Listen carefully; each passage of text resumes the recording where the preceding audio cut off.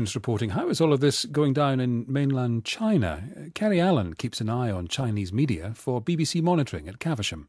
In mainland China, there's been very limited coverage whatsoever.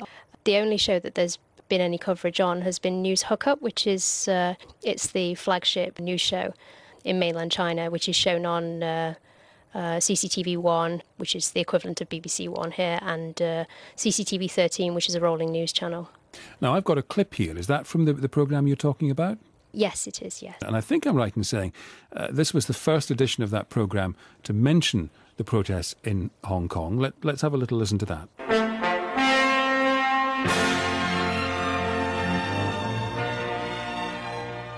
新华社消息，香港占领中环非法集会28号凌晨启动以来，对股市、楼市和零。 What was mainly being said was that Occupy Central, who were one of the main pro-democracy movements in Hong Kong, were seriously affecting the Hong Kong economy with their protesting, and that many Hong Kong people were appealing for normal order to be restored because schools were being closed because of the protests, businesses were impacted, and transportation links were being affected. And Kelly, what have you been able to glean about what's happening in newspapers in mainland China? Well, nothing really came out of mainland press until yesterday, when the newspaper with the largest circulation, Reference News, published one story on the front page, which was a collection of articles from Reuters, Wall Street Journal, South China Morning Post, and they were small extracts that talked about how Hong Kong stability was being disrupted and was proving unpopular with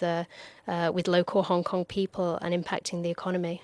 And what's happening online in China, on mainstream websites and on social networking? The main microblog that many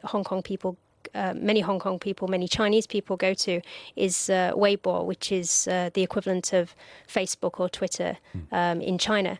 And many reports on Occupy Central, the pro-democracy movement and Hong Kong have been censored. The most popular hashtag actually on Monday was that Instagram had been blocked.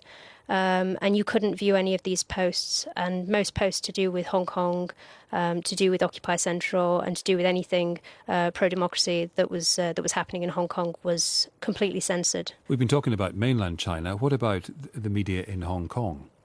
In Hong Kong, there's been some coverage on the news, but one thing I've picked up on is that there's been no on-the-scene footage on rolling news channels actually showing the crowds. I've only been monitoring rolling news channels, but I've seen only really reports from, press conferences from senior officials. That's Kerry Allen from BBC Monitoring at Caversham, 5:26 on Radio 4.